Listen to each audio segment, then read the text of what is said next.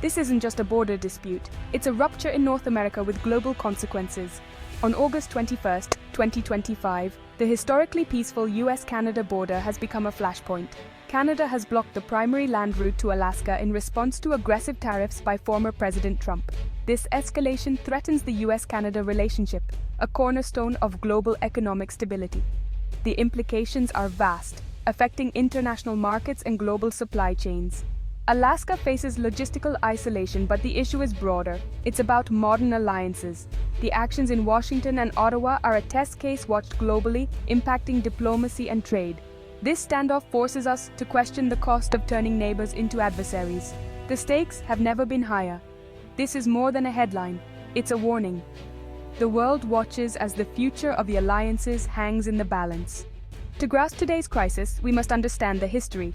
The US-Canada border, over 5,500 miles long, symbolizes shared lives and economies. NAFTA and USMCA erased economic barriers, fostering a seamless exchange of goods and people. Daily, $2.5 billion in trade crosses this border, powering industries from automotive to agriculture. Border towns like Point Roberts, Washington, rely on this open relationship for survival. Historically, the border was a symbol of cooperation, not division. The current crisis challenges this legacy, threatening decades of progress. The tariffs and tolls of 2025 are not just policies, they assault a century of cooperation. The border was never just a line, it represented peace and mutual respect. Now, this relationship, once the envy of the world, is at risk. The crisis began on August 5, 2025, when a single decision sent shockwaves through North America. President Trump announced a sweeping 25% tariff on all Canadian goods entering the United States, citing national security and economic fairness. Canada wasted no time in responding. British Columbia, acting as the gateway to Alaska, imposed a hefty $1,200 toll on every US-bound truck traveling north to Alaska, effectively raising the stakes overnight. This toll directly targets Alaska's logistical lifeline, the legendary Alaska Highway, through which nearly all essential goods must pass. The move was more than economic. It was a calculated political maneuver, forcing the issue onto the national and international stage, and demanding attention from both governments. In Washington, officials doubled down on the tariffs, refusing to back down. Meanwhile, both Ottawa and Victoria stood united, insisting the tolls would remain until the US reversed its course.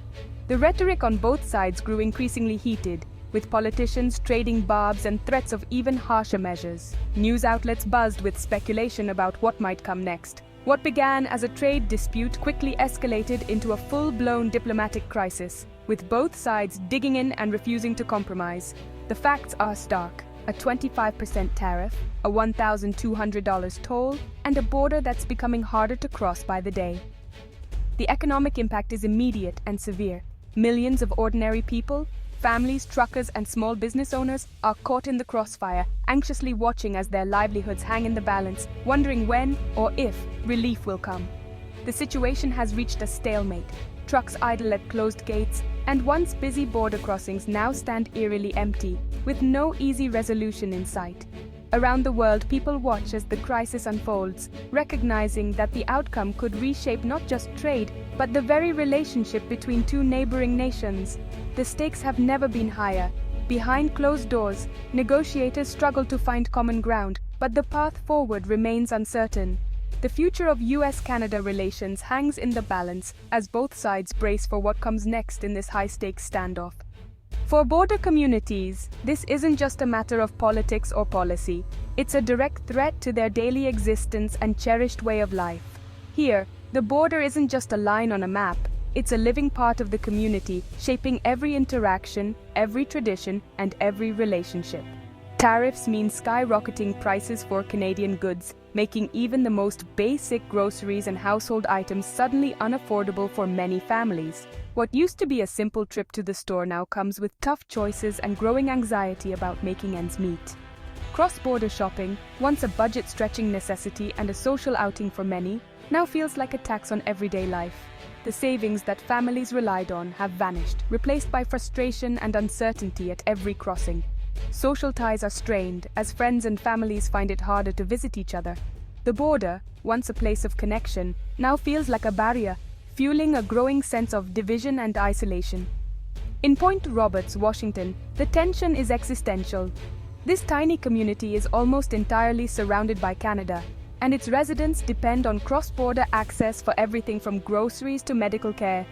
For them, Canada isn't just a neighbor, it's a lifeline. Residents fear not just economic hardship, but the very real possibility of losing access to basic necessities. The threat of isolation and scarcity looms large, making daily life a constant struggle. Political decisions made far away in Ottawa or Washington hold the lives of these communities hostage. The people most affected have little say, yet they bear the brunt of every new policy and every negotiation. This is the true human cost of a trade war, measured not just in dollars, but in sleepless nights, anxious conversations, and relationships pushed to the breaking point. Local businesses, once the backbone of these towns, now face a future filled with uncertainty. Owners worry about layoffs, closures, and the loss of livelihoods built over generations. The erosion of trust and community bonds is palpable.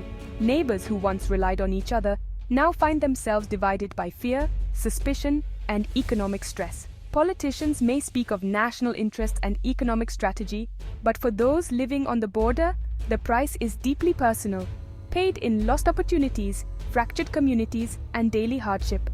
Their lives and communities have become casualties in a conflict they can't control, left to cope with the fallout of decisions made far beyond their reach.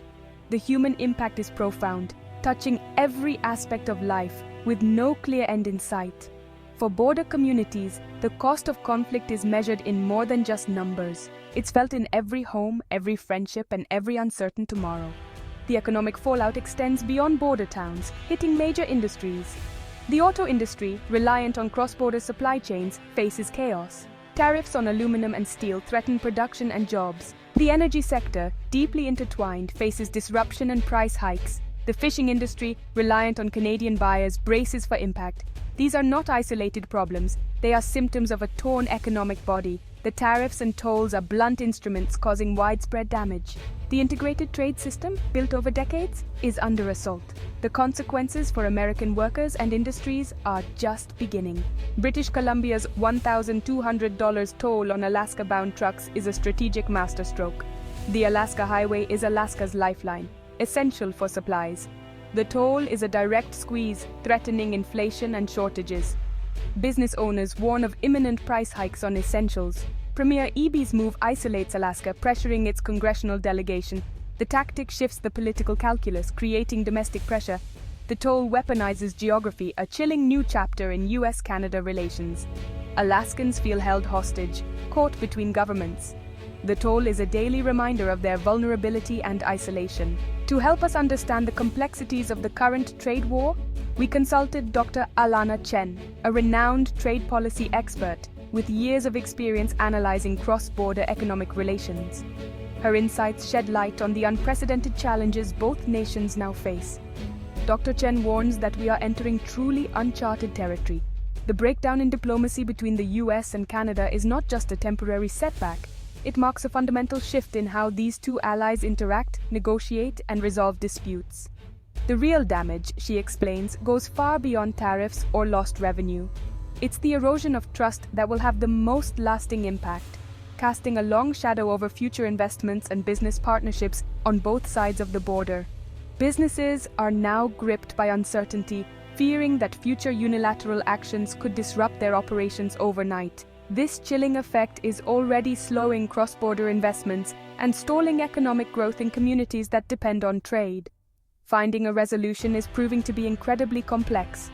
Both governments are entrenched in nationalist rhetoric, making compromise politically risky and dialogue more difficult than ever before. Yet, behind closed doors, back-channel negotiations continue. These secret talks focus on protecting critical industries like automotive, agriculture, and technology that are vital to both economies and could serve as a foundation for rebuilding trust.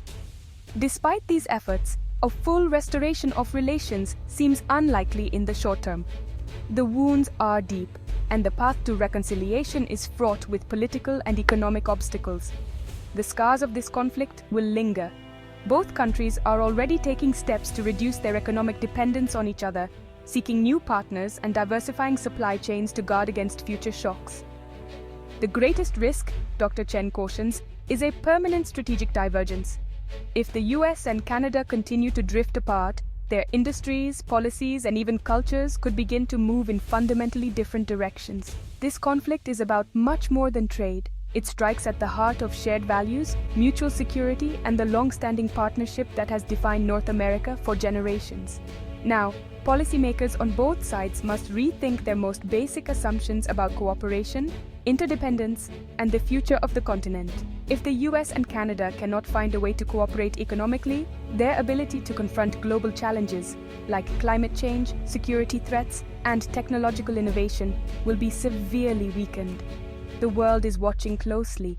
A fractured North American partnership would make the world a more dangerous and unpredictable place, undermining decades of progress and stability. The stakes are immense, with consequences that will ripple far beyond the borders of these two nations. The outcome will shape the global economic and political landscape for years to come. The future of US-Canada relations is shrouded in uncertainty. No one can predict exactly how this crisis will unfold or what new challenges may arise. What is clear is that the path forward will require extraordinary courage, creative thinking, and a willingness to compromise from leaders on both sides. Around the world, journalists, analysts, and citizens are watching as this crisis unfolds, aware that its outcome will set a precedent for international relations everywhere. The stakes are high, the risks are real, and the outcome remains uncertain. Markets, communities, and families on both sides of the border are holding their breath. As dawn breaks over the border, the future of North America truly hangs in the balance, awaiting the next chapter in this unfolding story. Amid the political storm, grassroots efforts offer hope. In border communities, citizens engage in acts of friendship and solidarity. Events like Hands Across the Border show unity despite tensions. Business communities collaborate, maintaining cross-border goodwill. These initiatives preserve communication and empathy, crucial for future relations. Citizen diplomacy holds the line, preserving the foundation of friendship. The US-Canada standoff brings North America to a critical juncture. Continued escalation leads to mutual economic harm and strategic vulnerability. The challenge is to de-escalate and rediscover negotiation and compromise. Political leaders must look beyond short-term gains to prevent long-term damage. A solution requires courage and a willingness to extend an olive branch. The US-Canada relationship's strength lies in border towns and shared experiences. Citizen diplomats and business owners offer a lesson in connection and cooperation. The future depends on rebuilding bridges, guided by mutual understanding. Mending fences is essential for shared prosperity and security. The process must begin now, for the sake of peace between two great neighbors.